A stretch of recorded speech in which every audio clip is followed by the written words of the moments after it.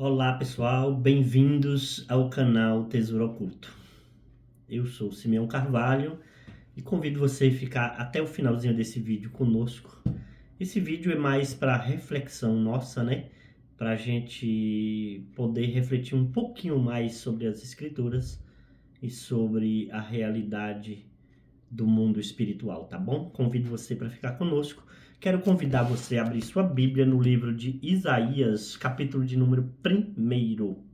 Diz assim: a visão de Isaías, filho de Amós, que teve a respeito de Judá e Jerusalém nos dias de Uzias, Jotão, Acaz e Ezequias, reis de Judá. Ouve, ó céus, e dá ouvidos tu, ó terra, porque o Senhor tem falado. Criei filhos e engrandeci-os, mas eles se rebelaram contra mim. O boi conhece o seu possuidor ou o seu dono, e o jumento a manjedoura do seu dono. Mas Israel não tem conhecimento e o meu povo não entende. Isaías é um dos profetas maiores, né? É conhecido como o profeta messiânico. Ele foi quem mais falou a respeito, não que mais falou, mas as profecias de Isaías a respeito de Jesus foram as profecias mais, assim, claras e evidentes, e que todas se cumpriram na íntegra a respeito do Salvador Jesus.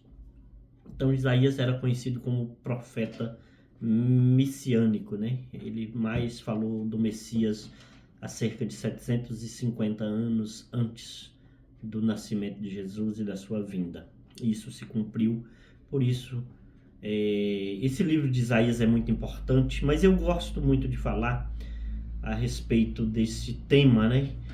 Que quando Isaías tem aquela visão e Deus ainda pede, olha, presta ouvido aos céus e dai ouvido à terra. De forma figurada, Deus está falando ali, né? Mas o recado era para o ser humano. Ele diz assim que criou filhos e exaltou-os, mas eles se voltaram contra ele mesmo, contra o próprio Deus. E aí ele continua dizendo, olha, o boi conhece seu dono ou seu possuidor, o jumento conhece a manjedoura do seu dono, mas Israel não tem conhecimento de mim e o meu povo não entende. Deus estava, na verdade, ali demonstrando uma certa insatisfação com o raciocínio, com o intelecto do ser humano, né? Capacidade intelectual do próprio ser humano. Deus deu tanta sabedoria, tantos talentos, e eles, né, conseguirem desvirtuar tudo, ou seja, dar pouco crédito para aquele que o formou, criou, fez tudo para o próprio ser humano, né, dando a ele próprio sabedoria, e a sua sabedoria mesmo sendo desvirtuada. Então Deus fica ali num tom de protesto contra a raça humana, né? Então, assim, eu trouxe hoje essa meditação para nós. Eu ligo muito esta passagem de Isaías com Lucas capítulo 5, versículo 1, quando Jesus começa a escolher seus discípulos para o seguir. É lógico que de forma muito cautelosa Jesus sabia o significado, o motivo para escolher cada um dos seus discípulos.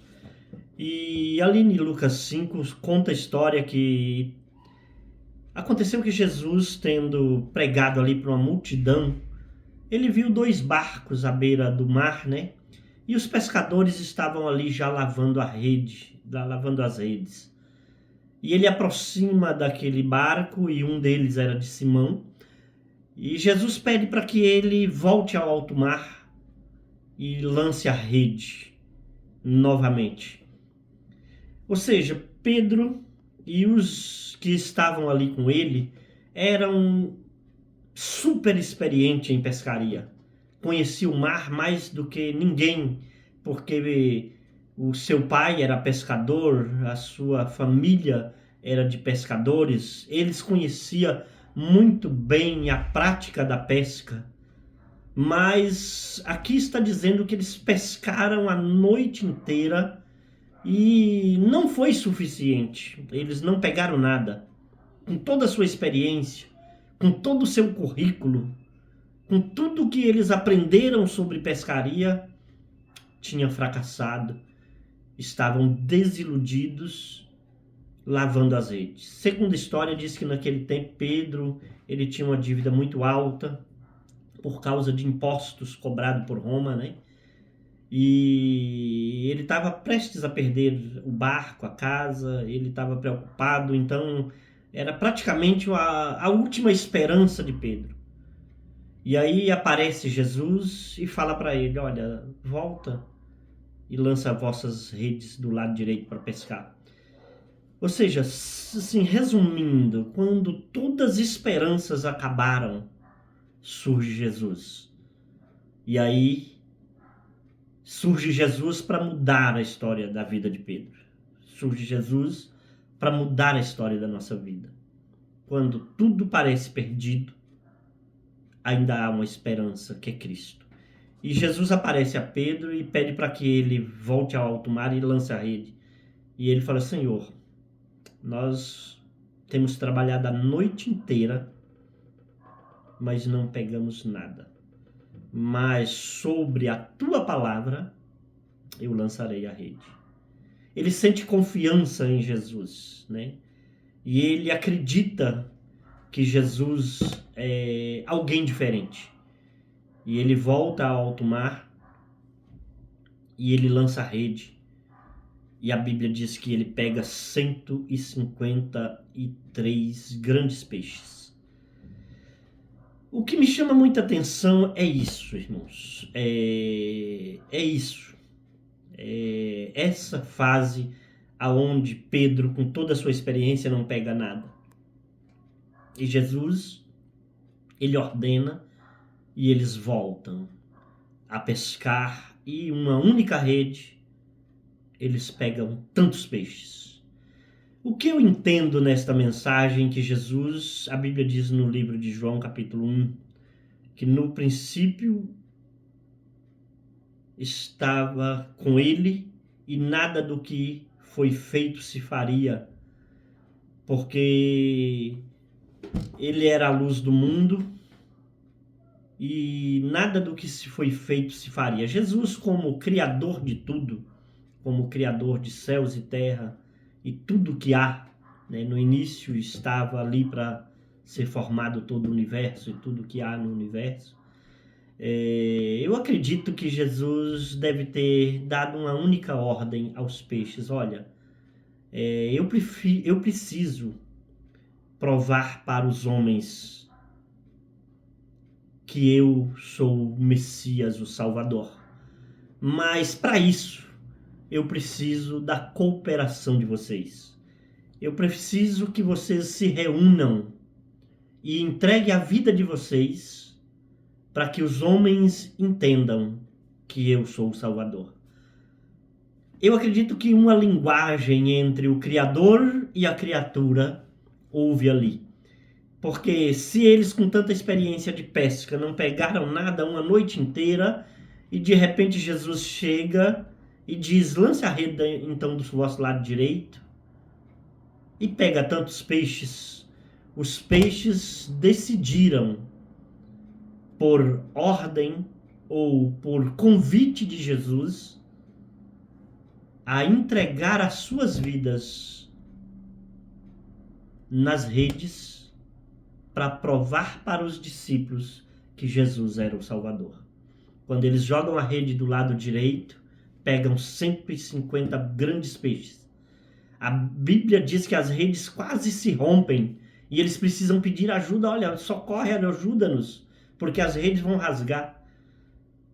Então, isso se resume em uma coisa: o boi conhece o seu dono, O jumento conhece a manjedoura do seu dono, mas Israel não tem conhecimento de mim.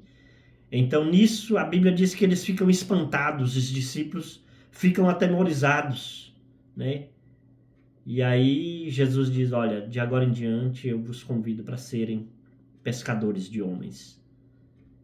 Então eles entenderam que Jesus era Deus de verdade ao obedecer a sua palavra, ao obedecer a sua voz. E quando se obedece a palavra de Deus, você obtém resultados na sua vida. Por isso, se você está num local aí onde não tem compromisso com as escrituras sagradas, como um livro que nós adotamos como regra de conduta e fé, Bíblia, nós a consideramos como a palavra de Deus. E se aonde você está não leva a sério, venha obedecer a palavra de Deus conosco. Mesmo que você com um currículo tão bom não teve sucesso, eu lhe afirmo e lhe garanto, Jesus está prestes a mudar a sua vida se você acreditar.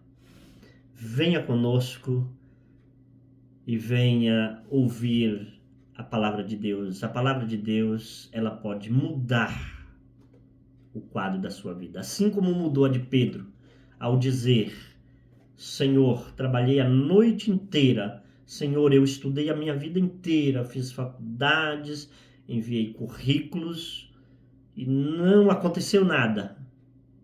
Eu digo que ao ouvir a palavra de Deus na sua vida, tudo vai mudar para melhor. Jesus precisou ali que a criação pudesse provar para os homens que Jesus era o Salvador. Mas você tem inteligência, você é inteligente.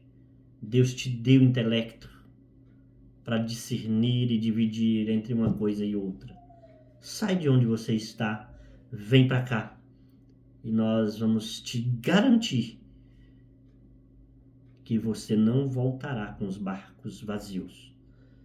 Deus vai abençoar a sua vida financeira, sentimental e pessoal. Deus abençoe a sua vida. Agradeço por você ter ficado comigo até o final desse vídeo.